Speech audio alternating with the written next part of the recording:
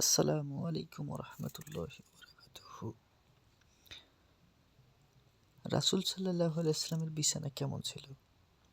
হযরত আয়েশা রাদিয়াল্লাহু তাআলা আনহা বলেন, রাসূল সাল্লাল্লাহু আলাইহি ওয়াসাল্লামের বিছানা ছিল খেজুরের ছাল ছোবড়ায় ভরা, তাতে তিনি ঘুমাতেন।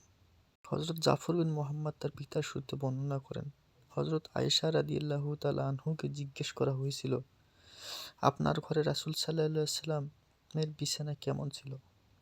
আয়েশা রাদিয়াল্লাহু তাআলা আনহা বললেন, চামড়ার বিছানা ছিল, তার মধ্যে খেজুরের ছাল ছোবড়া ভরা ছিল।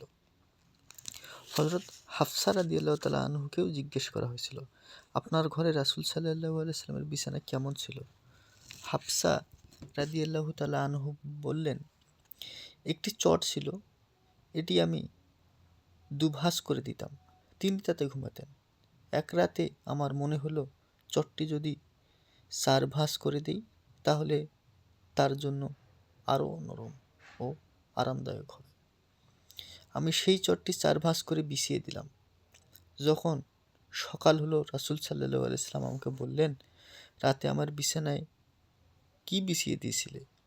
আমি বললাম, আপনার বিছানাটা তো বিছিয়েছি, তবে আমি সেটি 4 ভাঁজ করে দিয়েছি, সেটি আপনার জন্য অধিক আরামদায়ক।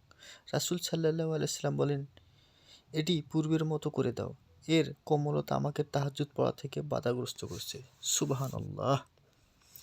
এই হাদিস থেকে বোঝা যায়, রাসূল সাল্লাল্লাহু আলাইহি ওয়াসাল্লামের জীবনযাপন কত সাদাসিধে ছিল। খেজুরের ছাল ছোবড়া ভরা চামড়ার বিছানা কিংবা চটের বিছানায় ঘুমাতেন। সুবহানাল্লাহ, কি চমৎকার নবীর পেয়েছি আমরা।